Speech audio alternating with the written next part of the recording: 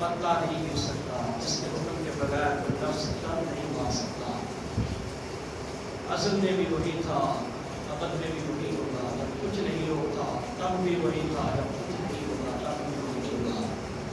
اور اللہ تعالیٰ بے شمار انگن درود پاک اس نبی پاک صاحب دولات اللہ کے محبوب دنائے قلوب سرکار نامدار مدینے کے تاجدار صلی اللہ علیہ وسلم کی دربار کو اخبار میں جن کو اللہ پاک نے خاتم النبیین بنا کر مبعوث فرمایا اور ان کو کل کائنات کا والی و بادشاہ بنایا۔ عزیزان محترم، آج رمضان المبارک کا دوسرا عشرہ مغفرت، آج کے روزہ کے افطار ہوتے ہی ہم سے جدا ہو جائے گا اور اس کے بعد ہم تراویح ادا کریں گے۔ جہنم سے آزادی کا جو عشرہ شروع ہونے والا ہے، اللہ پاک جو روزے رہتے ہیں انہیں بھی رکھنے کی مطلب عطا فرمائے گا۔ یقیناً جن مسلمانوں نے روزے رکھے ہیں انہوں نے ثابت کر دکھایا ہے کہ سورج چاہے جتنی مرضی گرمی دکھا لے، وہ ہمارے سینوں کے اندر جو توحید اور رسالت کی گرمی موجود ہے اس کے سامنے دم نہیں آ سکتی۔ اور اللہ پاک کی یہ خاص چنے ہوئے بندے ہوتے ہیں، چاہے گرمیاں ہوں چاہے سردیاں ہوں، انہوں نے حکم خدا بندی کو بجا لاتے ہوئے اللہ کے فرامین کا عمل کرنا ہوتا ہے۔ انہوں نے کچھ نہیں دیکھا یہ گرمی ہے یا سردی ہے۔ عزیزان محترم، جس طرح اللہ پاک نے اس مہینے کو سب سے بلند اور اعلیٰ اور عظیم رتبہ عطا فرمایا، ایسے ہی اس کے اندر اللہ پاک نے بڑے بڑے ایام اور بڑے بڑے صحابہ کرام اور اسلام کے بڑے بڑے تہوار بھی اسی مبارک مہینے کے اندر رکھ دیے ہیں۔ 17 رمضان المبارک حق و باطل کے درمیان لڑی جانے والی ایک بہت بڑی جنگ، جس کو جنگ بدر کے نام سے یاد کیا جاتا ہے، اس میں 313 مسلمانوں نے 950 کافروں کی شکست دی تھی اور ثابت کیا تھا کہ جنگ ہتھیاروں کے دم پر نہیں جیتی جاتی، جنگ کے لیے کوئی بڑی تیاری کی ضرورت نہیں ہوتی، جنگ کے لیے ایک جذبہ ہوتا ہے جو انسان کے دل میں موجود ہوتا ہے، اور یہ وہ جذبہ ہے جب انسان اللہ پاک سے ڈرتا ہو، اللہ کے سوا کسی کو سپر پاور نہ مانتا ہو، پھر 313 بھی اگر 950 کے مقابلے میں آ جائے تو اللہ پاک پتہ ہوتا ہے۔ تو 17 رمضان المبارک کو حق و باطل کے درمیان لڑی جانے والی یہ جنگ، اس میں اللہ پاک نے اسلام کو فتح عطا فرمائی، اور اس دن مسلمان 17 رمضان مبارک کو اسلام کی فتح کا بڑے جوش و خروش سے جشن بھی مناتے ہیں، اور اس دن اللہ پاک کا شکریہ بھی ادا کرتے ہیں۔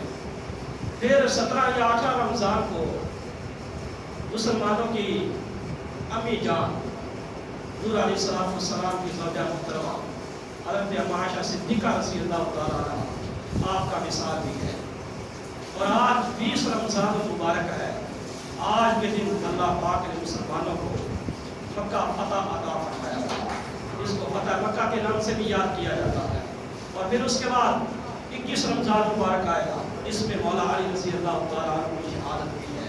تو کافی دن جو ہے جو کہ ایک بڑا مقام رکھتے ہیں، ایک ساتھ آ گئے ہیں، وقت کی دامن کے اندر جو گنجائش ہے اس کو سامنے رکھتے ہوئے ان ہستیوں کا اور ان تہواروں کا حسب الامکان ذکر کرنے کی کوشش کی جائے گی۔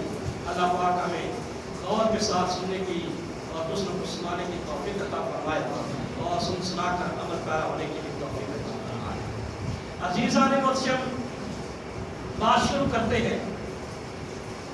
پاک دامن شخص پر جب تہمت لگتی ہے یا پاک دامن عورت پر جب تہمت لگتی ہے تو اگرچہ ہو سکتا ہے وقتی طور پہ انسان پر ذلت اور رسوائی کا سامنا ہو جائے، لیکن یہ یاد رہے جس پر بھی تہمت لگے اللہ پاک اس کو دنیا میں ہی سرخرو فرماتا ہے، اور جو تہمت لگاتا ہے اللہ پاک اس کو دنیا میں ہی ذلیل فرما دیتا ہے۔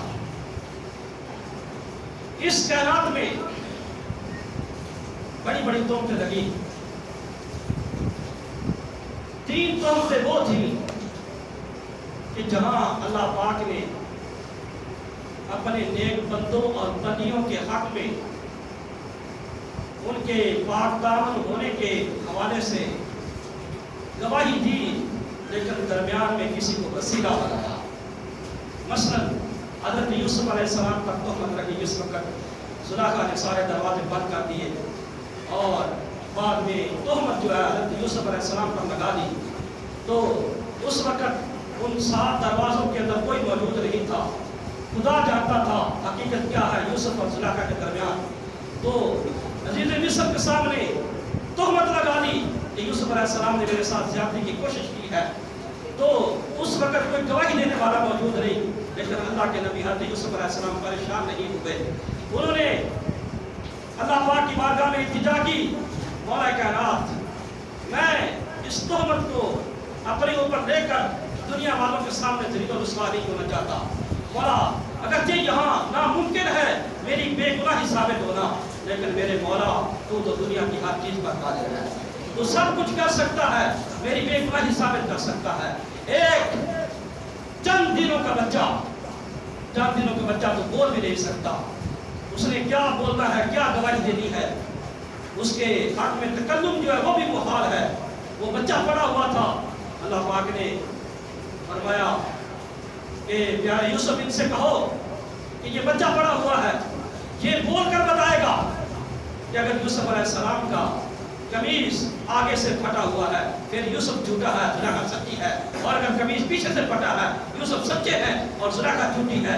اس بچے نے بول کر کہا، جو بچہ بول نہیں سکتا، بچے نے کہا یوسف سچا ہے، زلیخا جھوٹی ہے۔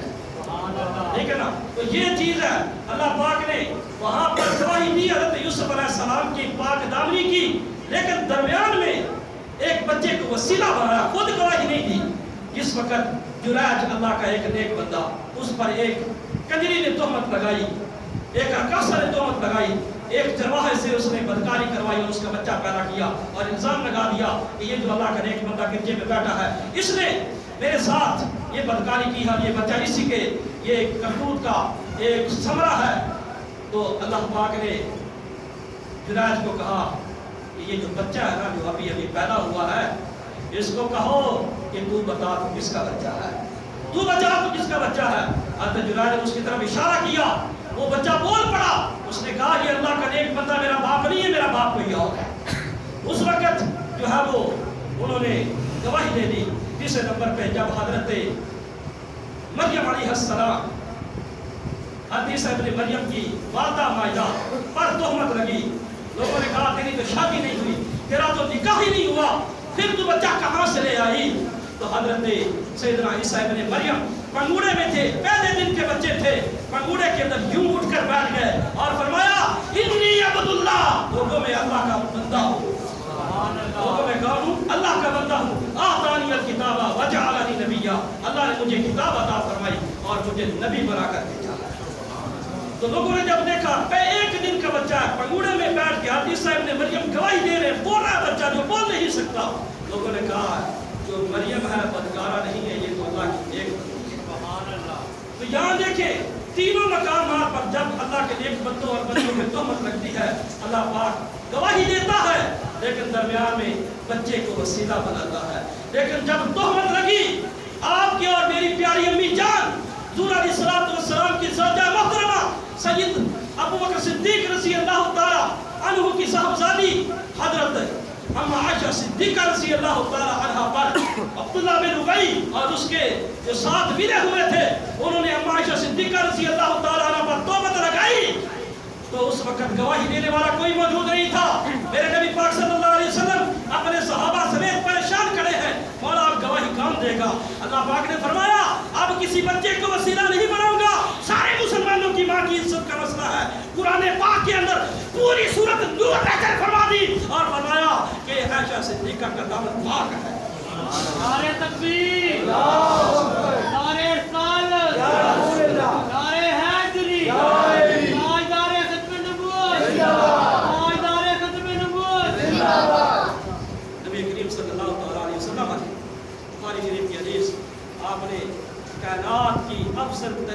औरतों में अम्मा आयशा सिद्दीक़ा का शुमार किया। हुज़ूर अलैहिस्सलाम के दिल का झुकाव अम्मा आयशा सिद्दीक़ा की तरफ बाकी अज़वाज की बनिस्बत ज़्यादा था। हुज़ूर अलैहिस्सलाम का आपसे जो रिश्ता इज़्दिवाज था, ये वो रिश्ता था जो अल्लाह पाक ने खुद आपके लिए इंतकाम फरमाया था। हज़रत जिब्रील अलैहिस्सलाम फूल लेकर आए थे जिसमें आपको अम्मा आयशा सिद्दीक़ा की तस्वीर दिखाई दी। तो काफ़ी इनके हवाले से शाने हैं, लेकिन हमने चूँकि इन अय्याम को जो एक साथ आए हैं इनको सामने रख के बयान करना है। जंग बदर जो है इस सबब से हुई, मुसलमानों ने जब मदीना शरीफ में आके रहना शुरू किया तो काफिरों ने वहाँ पर भी न छोड़ा। हुज़ूर अलैहिस्सलाम ने सहाबा इकराम को जमा फरमाया और फरमाया अगर इस बार लड़ाई होती है, जंग होती है, जंग मदीना के अंदर हुई तो फिर अंसार और मुहाजिरीन दोनों मिलकर लड़ेंगे, और अगर मदीना से बाहर होती है फिर मुहाजिरीन लड़ेंगे, अंसार को इख्तियार होगा, चाहे तो वो लड़े चाहे तो वो ना लड़े। तो हुआ कुछ यूं, मुसलमान तो जंग की तैयारी से निकले ही नहीं थे। अबू सुफियान का जो काफिला है उसको रोकना मकसूद था, लेकिन बात जंग की हद तक पहुंच गई। अबू जहल को पता चल गया, वो आए जंग लड़ने के लिए 1000 की तादाद, करीबन कम अज कम जो है वो 950 थे। उन्होंने आके जंग की नीयत से मुसलमानों को ललकारा। हुज़ूर अलैहिस्सलाम ने वहाँ खड़े होकर खुतबा इरशाद फरमाया। आपने फरमाया, मैंने फरमाया था कि अगर जंग मदीना के अंदर हुई तो उस वक़्त दोनों मुहाजिरीन और अंसार दोनों लड़ेंगे, लेकिन अगर मदीना से बाहर होती है तो फिर मुहाजिरीन लड़ेंगे, अंसार को इख्तियार होगा। उस वक़्त हज़रत सैयदना साद बिन उबादा रज़ी अल्लाह तआला अन्हु, आप कबीला खज़रज से ताल्लुक़ रखते थे, ये अंसार का एक बड़ा मशहूर मारूफ कबीला है। आप कहने लगे, या रसूलल्लाह सल्लल्लाहु तआला अलैहि वसल्लम, हम वो नहीं है कि जिन्होंने हज़रत मूसा अलैहिस्सलाम को ये कह दिया था, फ़ज़हब अंत व रब्बुका फ़क़ातिला इन्ना हाउना क़ाइदून, मूसा तुम जाओ, तुम्हारा रब जाए, तुम जाकर लड़ो, हम तो यहाँ बैठे हुए हैं। या रसूलल्लाह सल्लल्लाहु तआला अलैहि वसल्लम, हमें इख्तियार जरूर है कि हम वापस चले जाएं, लेकिन हम आपको अकेले नहीं छोड़ेंगे। ये जंग तो एक अलग मामला है। लौ अमरतना अन नुखीदल बहरा ला अखदनाहा, या रसूल अल्लाह, अगर आप हमें हुक्म दें कि अपने घोड़े समंदर में डाल दो तो हम में से कोई भी पीछे नहीं हटेगा। सुभान अल्लाह। लौ अमरतना अन नुखीदल बहरा ला अखदनाहा। फिर हज़रत सैयदना मिक़दाद बिन असवद खड़े हुए, ये भी अंसार में से, कहने लगे, या रसूल अल्लाह सल्लल्लाहु तआला अलैहि वसल्लम, हम भी वो नहीं है कि जो हज़रत मूसा अलैहिस्सलाम की तरह आपको ये कह दें कि आप लड़ो, आपका रब लड़े जाके, हम तो यहाँ पर बैठने वाले हैं। या रसूलल्लाह सल्लल्लाहु तआला अलैहि वसल्लम, नुकातिलु अन यमीनिका व अन शिमालिका व अन अमामिका व अन खल्फिका। या रसूलल्लाह सल्लल्लाहु तआला अलैहि वसल्लम, हम आपके दाएं से भी लड़ेंगे, आपके बाएं से भी लड़ेंगे, आपके आगे से भी लड़ेंगे, आपके पीछे से भी लड़ेंगे। रावी हदीस कहते हैं, जब हुजूर ने इन दो अंसार सहाबा का ये बयान सुना, हुजूर का चेहरा मुबारक चौदहवीं के चांद की तरह चमक रहा। सुभान अल्लाह। दश्त दश्त दरिया में न छोड़े हमने, बहरे ज़ुल्मात में भी दौड़ा दिए घोड़े हमने। ये सहाबा किराम अलैहिम रिज़वान थे, जो हाथ में इतनी तलवारें नहीं है, इतने नेज़े नहीं है, इतने घोड़े नहीं है, इतने ऊँट नहीं है, खाने पीने का साजो सामान मुकम्मल नहीं है। 19 साल तक पेट भर कर खाना नहीं खाया, बल्कि खजूरें भी नहीं खाई है। लेकिन जब अल्लाह उसके रसूल का हुक्म आया, जाओ जंग के लिए निकलो, तो उस वक्त सारे के सारे बाहर आए। समझ आ गई ना? तो ये चीज़ है। अब मैं जो आपके सामने हदीस बयान करने लगा हूँ, बुखारी शरीफ, नबी करीम सल्लल्लाहु तआला अलैहि वसल्लम, आपने क्या फरमाया जंग के लिए? नबी करीम सल्लल्लाहु तआला अलैहि वसल्लम ने जब रात का वक़्त था, हज़रत इक्रिमा हज़रत अब्दुल्लाह बिन अब्बास से रिवायत करते हैं, रात का वक़्त था, हुज़ूर अलैहिस्सलातु वस्सलाम ने क्या किया? दुआ की, अल्लाहुम्मा अंशुदुका अहदका व वादका, अल्लाहुम्मा इन शी'ता लम तु'बद। इसका तर्जुमा सुनिए, हुज़ूर अलैहिस्सलातु वस्सलाम ने क्या दुआ मांगी? मौला, ये 313 बड़ी मुश्किल से करने को दिए, खून पसीना एक करके इनको इस तरफ लेके आया हूँ, पत्थर खाए हैं, अपने जिस्म का खून निकलवाया है, तकलीफें बर्दाश्त की हैं, सजदे में गया हूँ तो अबू जहल ने پیٹھ کے اوپر اجڑی رکھ دی ہے، گندی اجڑی رکھ دی ہے، اتنی تکلیفیں برداشت کی ہیں، مکہ والوں کے ظلم و ستم سہے ہیں، اور یہ جو 313 آئے ہیں انہوں نے بھی بڑے ظلم و ستم سہے ہیں، اور اب جا کے 313 اکٹھے ہوئے ہیں۔ اے مولا اگر آج یہ 313 ختم کر دیے گئے تو میری یاد رکھنا قیامت تک تیرا نام لینے والا کوئی نہیں ہوتا، قیامت تک تیرا نام لینے والا کوئی نہیں ہوتا۔ حضور علیہ السلام کی آنکھوں میں آنسو تھے، اور آپ یوں جو ہے روتے روتے اور گر گڑاتے گڑاتے آپ دعا مانگ رہے تھے۔ تو آخذ ابو بکر کی جدی کی ابو بکر صدیق نے آپ کے ہاتھ سے پکڑا اور کہا حسبک یا رسول اللہ، آپ پریشان نہ ہوں، اللہ پاک آپ کی دعا کو قبول فرمائے گا، اور اللہ پاک آپ کی مدد فرمائے گا، اور آپ کو فتح عطا فرمائے گا۔ سبحان اللہ۔ یہ ہے صاحب اس وقت حضرت ابو بکر صدیق رضی اللہ تعالیٰ عنہ ہوئی حوصلہ دینے کے لیے واسطہ۔ اب ایک بات ہے جو صحابہ نے یہ بات کی، لو امرتنا ان نقید البحر لاخذناها، اگر آپ ہمیں حکم دیتے کہ گھوڑے سمندر میں ڈال دو تو ہم میں سے کوئی پیچھے نہیں ہوگا۔ ہمارے لیے تو شریعت کے مسئلے پر عمل کرنا بھی بڑا مشکل ہوتا ہے۔ مولوی کہتے ہیں نماز پڑھو تو اس پر عمل کرنا مشکل ہوتا ہے، حالانکہ سہولیات آ گئی ہیں، مسجدیں بن گئی ہیں، پنکھے لگ چکے ہیں، ہاں جی اے سی کا انتظام ہوتا ہے، پھر بھی نماز پڑھنی ہمارے لیے مشکل ہوتی ہے جناب، گرمی ہوتی ہے، روزہ رکھنا مشکل ہوتا ہے جناب، مزدوری کرنی ہوتی ہے۔ میں نے کہا صحابہ کا عمل بھی تو دیکھو نا، 3 دن تک کھاتے پیتے نہیں تھے، بے ہوش ہو جاتے تھے، اللہ پاک پرانی آیات نازل فرماتا ہے۔ تو یہ چیز ہے صحابہ کرام علیہ رضوان، انہوں نے بات کیا کی، سمندر میں گھوڑے ڈالے۔ اب سمندر میں گھوڑے کون ڈالتا؟ اور اب خود ڈوب جائے گا، جب خود ڈوبے گا تو بندہ بھی ڈوب جائے گا، سوار بھی ڈوب جائے گا۔ تو شاید لوگوں نے سمجھنا تھا کہ صحابہ نے ایک بات کی تھی، اگر اس پر عمل کرنا کا کوئی وقت ہوتا تو شاید صحابہ اس پر عمل نہ کر پاتے، لیکن اللہ پاک وہ وقت بھی لے آیا جب کیا ہوا، حضرت عمر بن خطاب رضی اللہ تعالیٰ عنہ آپ نے ایک لشکر بھیجا ایران فتح کرنے کے لیے۔ حضرت سعد بن ابی وقاص رضی اللہ تعالیٰ ان کو امیر بنایا تھا، اس لشکر کا امیر بنایا تھا۔ تو حضرت سعد بن ابی وقاص بھی انصار مدینہ میں سے تھے، اور جنہوں نے یہ بات کی تھی حضرت مقداد بن اسود نے، وہ بھی انصار میں تھے، وہ بھی انصاری، یہ بھی انصاری، دونوں انصاری ہیں۔ اب جب سامنے گئے، فارس کے لوگ ہیں، ایران کے لوگ ہیں، ایران فتح کرنا، درمیان میں سمندر ہے، تو ایک صحابی کہنے لگے حضرت سعد بن ابی وقاص سے، جناب یہاں سمندر میں گھوڑے کیسے ڈالیں گے، کیا کرنا ہے، سامنے سمندر ہے، اور وہ ایران کے لوگ تالیاں بجا رہے، فارسی میں کہہ رہے تھے، کیا کہہ رہے، ہم پر ہنس رہے کہ یہ لوگ بڑا سنا ہے، جہاں جاتے ہیں قلعے فتح کر کے آ جاتے ہیں، جہاں جاتے ہیں علاقے فتح کر کے آ جاتے ہیں، انہوں نے جناب روم تک فتح کر لیا ہے، آج دیکھیں گے کہ ہمیں کیسے فتح کرتے ہیں، سمندر پور کریں گے تو پھر بات بنے گی۔ تو حضرت سعد بن ابی وقاص سے جب ایک صحابی رسول نے کہا کہ اب کیا کرنا ہے، تو انہوں نے آگے سے یہ نہیں کہا کہ جناب ہم واپس چلے جائیں، آپ نے فرمایا چلو سوچتے کیا ہو، چلو سارے اپنے گھوڑے سمندر میں ڈال دو، سبحان اللہ، سارے اپنے گھوڑے سمندر میں ڈال دو۔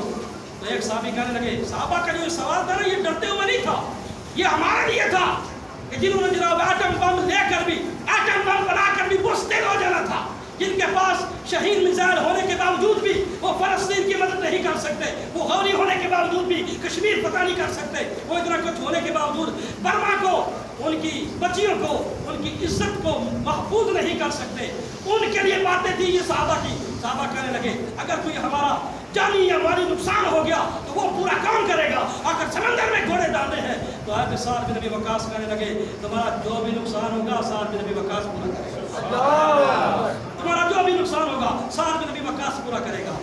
لو جی اب سبھی نے گھوڑے سمندر میں ڈال دیے۔ راوی حدیث کہتے ہیں کہ گھوڑے سمندر کے پانی پر اس طرح دوڑ رہے ہیں جس طرح کہ ہوا کے اندر اڑ رہے ہیں، اس طرح جا رہے ہیں۔ اور وہ لوگ جو پہلے مذاق اڑا رہے تھے فارس کے، وہ کیا کہنے لگے دیوانند دیوانند دیوانند، یہ لوگ انسان نہیں ہیں، یہ کوئی جن ہے جو ہماری طرف آ رہے ہیں، یہ انسان نہیں ہو سکتے۔ جا کے حملہ کیا، فارس کو فتح کیا، ایران کو فتح کیا، واپسی پہ آ رہے ہیں گھوڑے پھر سمندر میں ڈالا. جب باہر نکلے سعد بن ابی وقاص نے فرمایا رک جاؤ بھائی، تم نے جاتے ہوئے یہ کہا تھا کہ جس کا کوئی نقصان ہوگا تو وہ پورا کیا جائے گا. اگر کسی کا کوئی نقصان ہوا ہے تو یہیں پہ مجھے بتا دے، کل ایسا نہ ہو کہ قیامت کے دن اللہ اس کے رسول کے سامنے مجھے شرمندہ کرے. تو وہی صحابی رسول کہنے لگے اور تو کوئی نقصان نہیں ہوا، وہ برتن جس کے اندر میں سالن ڈال کے کھاتا ہوں وہ اندر رہ گیا. کولی جنمی جس کے اندر ہم سالن ڈال کے کھاتے ہیں وہ سمندر میں رہ گیا. آپ نے فرمایا اچھا. آپ نے اسی وقت سمندر کی طرف اشارہ کیا، سونا مسلمان کی محمد سے وفاتوں نے تو ہم تیرے ہیں، یہ جہاں چیز کیا ہے لوح قلم تیرے ہیں. جب بندہ اللہ اس کے رسول کی اطاعت میں ہوتا ہے پھر لوح قلم بھی حکم مانتے ہیں، پھر جناب کرسی بھی حکم مانتی ہے، پھر کائنات کا ہر پرندہ حکم مانتا ہے. کیا ہوا؟ آپ نے فرمایا او سمندر، ہم اللہ اور اس کے رسول کی فرما برداری کے لیے آ رہے تھے، تو کون ہوتا ہے ہمارا برتن اپنے اندر اخذ کرنے والا، چھیننے والا، جب ہمارا برتن باہر نکال دے. راوی حدیث کہتے ہیں اتنا کہنا تھا سعد بن ابی وقاص کا، سمندر میں وہ برتن باہر پھینک دیا. یہ بات ہے. اس طرح کے ایمان ہوں گے تو پھر بات بنے گی. یہ ہے ہمارے جناب یاروں سے تعلقات ختم ہو جائیں گے اگر ہم نے آسیہ مدونہ کو باہر نکال دیا. ہاں جی، اگر ہم نے ممتاز قادری کو پھٹے پہ نہ لگایا، اس کو پھانسی نہ لگائی نا، پھر امریکہ ہم سے ناراض ہو جائے گا. ناراض تو وہ پھر بھی ہو گیا. اگر اس وقت تو سینہ تان کر ان کو کہتا او خبردار، کچھ بھی ہو جائے نبی کی ناموس اور عزت پر سمجھوتا نہیں کیا جا سکتا. تمہارا فرانس کا سفیر باہر نکلے گا، ہر حال میں نکلے گا، آپ یا صدیقی واپس کرو. اس طرح کے غیرت مندانہ جو جواب دیتا نا تو آج دیکھتا اللہ کی طرف سے فرشتوں کا نزول ہوتا، اللہ کی مدد تیرے شامل حال ہوتی. لیکن یاد رکھو یہ حضور کا فرمان ہے، بندہ جن سے عزت مانگتا ہے اللہ پاک انہی کی ہاتھوں سے ذلیل فرماتا ہے. یہی اس کو لے کر آنے والے تھے، یہی اس کو ذلیل کرنے والا ہے. یہ خاطب حقیقی ہے، سچا ہے یا جھوٹ ہے، یہ بات کا مسئلہ. دنیا کو تو پتہ چل گیا نا کہ کیا معاملہ ہوا ہے. یہ چیز ہے اب جو آپ کے سامنے حدیث بیان کرنے لگا. حضور علیہ السلام جب جنگ بدر ہو گئی تو ایک کڑے کے اندر یہ دیکھ لو بخاری شریف کی دوسری جلد ہے. وہ کہتے ہیں جناب یہ کہاں لکھا ہے؟ بخاری میں لکھا تو ہمیں بتاؤ.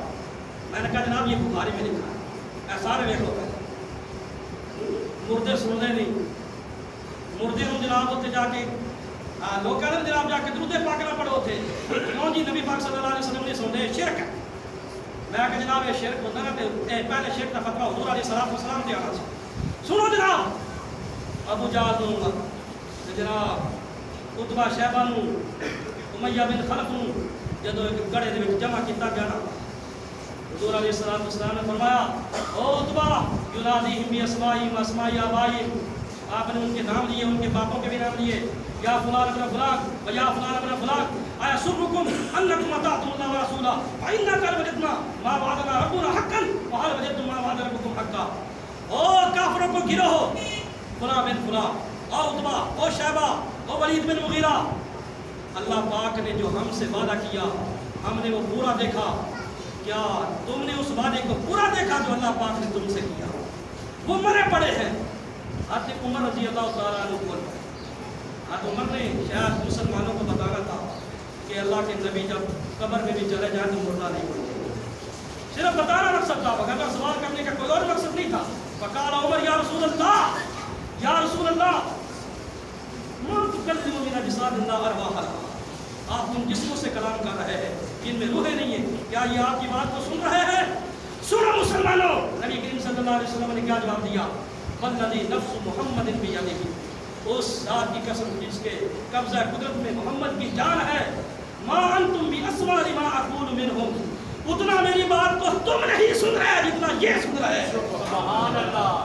کافر ہو، ابو جہل ہو، امیہ بن خلف ہو، اتبا ہو، شیبہ ہو، دیگر کفار ہوں، بڑے بڑے سردار ہوں، ساری زندگی اسلام کی مخالفت کی ہو، نبی کو ستایا ہو، وہ جب مر جائیں تو حضور فرماتے ہیں کہ مرنے کے بعد بھی وہ میری باتیں سنتے ہیں. تو ہم کہتے ہیں حضور روضہ اقدس میں ہماری باتیں کیوں نہیں سنتے؟ سبحان اللہ. ہاں جی، تو ایک بار ان سے فریاد تو کر، ان سے مانگ تو صحیح. اللہ پاک کا فرمان ہے وَلَوْ مِن ظَلَمَ أَنفُسَهُمْ جَاءُوا، کہ اگر یہ اپنی جانوں پہ ظلم کر بیٹھے، پیارے نبی آپ کی بارگاہ میں آ جائے، آپ سے آ کر गुनाहों का कफारा तलब करे और अल्लाह पाक से माफ़ी मांगे। और आपने अगर इनके लिए माफ़ी मांग दी तो ज़रूर मैं इनके गुनाहों को माफ़ करूँ। इतनी सी बात है। अब ये की बात है जनाब, सारी ज़िंदगी तुमने जनाब लोगों को बेवकूफ़ बनाया इस बात पर कि नबी नहीं सुनते, ये तुम तबलीग करते हो, सब कुछ है तो अल्लाह के सिवा कुछ नहीं है, ये तुम बात करते हो। इब्लीस ने भी तो यही बात की थी। जब नबी की अज़मत की बात आती है, नबी के इल्म की बात आती है, वहाँ तुम कहते हो कि नबी का इल्म जो है वो गधे के इल्म जैसा। ये बातें आपको बतानी ज़रूरी है ताकि आपको पता हो कि सहाबा किराम का अकीदा वही है जो आज अहले सुन्नत का अकीदा है। अगर ना करें ये बातें छुपा नहीं जाए और आप बार बार फिरते फिरे। हुज़ूर ने फरमाया फिर याद रखो, जो बंदा हक जानने के बावजूद भी लोगों को बयान नहीं करता वो मेरी उम्मत का गूंगा शैतान है। क्या जी? मेरी उम्मत का गूंगा शैतान है। नबी करीम सल्लल्लाहु अलैहि वसल्लम जब वहाँ से रवाना हुए, जब आप सफ़े सीधी फरमा रहे थे जिनके बदल के, वहाँ पर नबी करीम सल्लल्लाहु अलैहि वसल्लम सफ़े सीधी करते हुए ना एक सहाबी जिनका नाम था सवार, उनको छड़ी मार, छड़ी लगी उनके पेट भी नंगा था। हुज़ूर ने जब छड़ी मारी तो कहने लगे या रसूल अल्लाह, जंग की बातें बाद में होंगी, मैंने आपसे बदला लेना। क्या करना है? बदला ले लेना।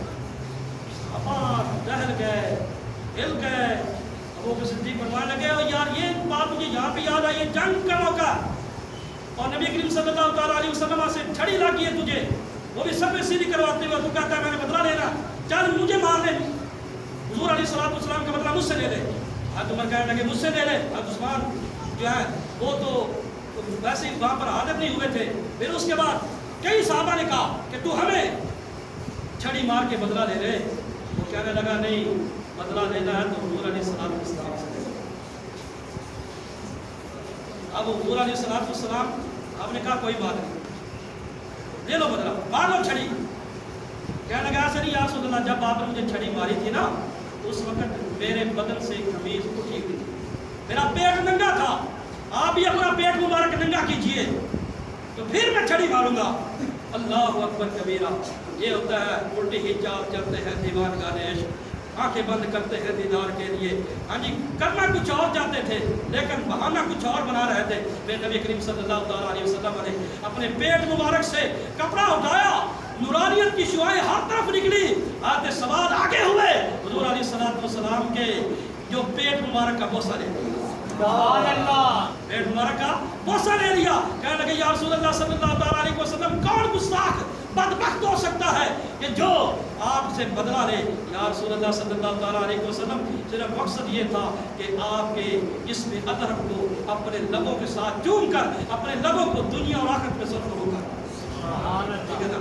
अब ये बोसा लेना अगर शेर का है तो आज सवाल हो गया ना मुशरिक। किसी की हाथों को बुजुर्गों को हाथों को जोड़ना शिर्क है, सवाल तो हो गया ना मुशरिक। मैंने कहा नहीं ऐसी बात नहीं है। सहाबा किराम अलैहिम रिदवान का जो अमल है वो था ही इससे मुख्तलिफ। सहाबा किराम अलैहिम रिदवान उन्होंने अपने आप को जो बेवकूफ़ करवाया, काफिरों ने उनका बेवकूफ़ कहा सिर्फ इसलिए कि वो हुज़ूर का थूक भी नीचे नहीं गिरने देते थे, हुज़ूर का थूक भी उठा कर खा जाते थे। हुज़ूर का जो जिस्म से निकलने वाला खून है वो भी पी जाते थे। इसलिए तो सफ़ीर ने कहा था ओ अबू जहल, तू मुसलमानों के नबी से जंग का इरादा तर्क कर दे। वजह क्या है? हमारा सफ़ीर होकर तू उनकी हक में बोल रहा है, उनकी हमदर्दी कर रहा है। उसने कहा इसलिए कि मैंने देखा है कि मुसलमान जब उनके नबी वुज़ू करते हैं तो पानी वुज़ू वाला नीचे नहीं गिरता, खून उनका कैसे नीचे गिरेगा। अब मैंने फैसला ये किया है कि जो अपने नबी के खून, अपने नबी का जो दुआ मुबारक है वो नीचे नहीं गिरने देते, तो जंग होते हुए अपने नबी को कैसे नीचे गिरने देते। इसलिए ये बात है, इस्लाम वो शजर नहीं कि जिसने पानी से गिदा पाई, दिया खून सहाबा ने, फिर इसमें बहार आई। अगर कोई शर्म हया पर दीवान लिखेगा, मुझे यकीन है सीरत उस्मान लिखेगा। तो आप